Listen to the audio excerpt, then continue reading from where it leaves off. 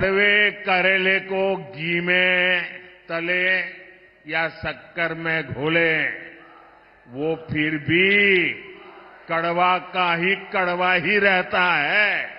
ये कहावत कांग्रेस पर सटीक लागू होती है। हमारे देश में 2024 का बहुप्रतीक्षित लोकसभा चुनाव नजदीक आ रहा है। प्रधानमंत्री नरेंद्र मोदी की हालिया रैलियों ने लोगों के बीच तीखी बहस और जिज्ञासा पैदा कर दी है। सवाल पूछा जा रहा है कि यह चुनाव हमारे भविष्य को कैसे आकार देगा, हमारे प्यारे राष्ट्र के लिए इसमें क्या होगा। नमस्कार, आप देख रहे हैं न्यूज और मैं हूं आपके साथ तनु शर्मा। उत्तर प्रदेश के पीलीभीत और मध्य प्रदेश के बालाघाट जिले में अपनी जोशीली रैलियों को संबोधित करते हुए प्रधानमंत्री नरेंद्र मोदी ने कांग्रेस और समाजवादी पार्टी यानी कि सपा पर भगवान राम का अपमान करने और राजनीतिक लाभ के लिए नागरिकता संशोधन अधिनियम यानी कि सीएए का विरोध करने का आरोप लगाया है। वहीं मोदी के सबसे गंभीर आरोप का निशाना कांग्रेस और सपा थे, जिन्होंने अयोध्या में नवनिर्मित राम मंदिर के शिलान्यास समारोह का निमंत्रण अस्वीकार कर दिया था। उन्होंने विदेशी धरती पर हिंदुओं और सिखों पर किए गए अत्याचारों की निंदा करते हुए कहा कि भाजपा इन समुदायों के साथ खड़ी है और उनकी भावनाओं का सम्मान करती है। आगे उन्होंने पीलीभीत में श्रद्धेय सिख गुरुओं का आह्वान किया, जहां सिख समुदाय का चुनावी नतीजों में महत्वपूर्ण प्रभाव है। उन्होंने जिले में रहने वाले ऐसे कई परिवारों से सीएए के तहत नागरिकता के लिए आवेदन करने का आग्रह किया। उत्तर प्रदेश में मतदान लोकसभा चुनाव के 7 चरणों में होगा। पीलीभीत 19 अप्रैल को पहले चरण में मतदान करेगा। वहीं दूसरी तरफ मध्य प्रदेश के बालाघाट में एक रैली को संबोधित करते हुए मोदी ने भारतीय राष्ट्रीय विकासात्मक समावेशी गठबंधन यानी कि इंडिया के नेताओं पर भ्रष्टाचारियों की रक्षा करने और देश के विकास में बाधा डालने के लिए उन्हें गाली देने और धमकाने का आरोप भी लगाया है।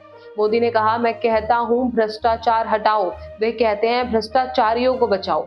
गठबंधन के लोगों में मेरे प्रति यह दुश्मनी है। मैं भ्रष्टाचार से मिले पैसों को उजागर करूंगा जो उनकी तिजोरी में गया है। यह काम अगले 5 सालों में तेज गति से होगा। बालाघाट भी 19 अप्रैल को मतदान करेगा। मोदी ने अपनी सरकार की विकास परियोजनाओं और राष्ट्रीय सुरक्षा पहलों को उजागर करते हुए कहा कि आगामी चुनाव देश के भविष्य के लिए बहुत महत्वपूर्ण है। मोदी ने कहा, जब मोदी देश की सुरक्षा की गारंटी देता है तो वे विपक्षी दल मुझे गाली देते हैं। यह नए भारत के विकास के लिए एक चुनाव है।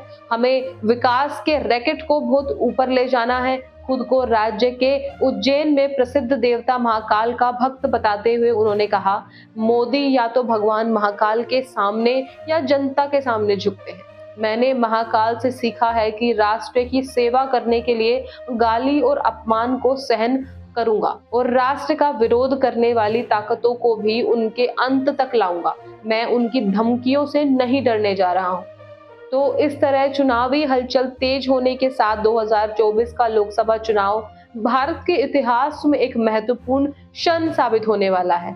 लोगों द्वारा किए गए विकल्प निर्धारित करेंगे कि हमारा राष्ट्र आने वाले वर्षों में किस रास्ते पर चलेगा। क्या यह विकास और गौरव के नए भारत की ओर एक यात्रा होगी या विभाजन और तुष्टीकरण की राजनीति में प्रतिगमन होगा, यह अभी देखा जाना बाकी है। फिलहाल मैं तनु शर्मा आपसे विदा लेती हूँ। फिर मिलती हूँ एक नई अपडेट के साथ। तब तक के लिए आप देखते रहिए एयर न्यूज और इसी तरह की देश और दुनिया की तमाम खबरों के लिए चैनल को सब्सक्राइब करना ना भूलें। और फिलहाल इस मुद्दे से जुड़े कोई भी सवाल या अपने विचार आप हमें हमारे कमेंट में लिख सकते हैं। नमस्कार।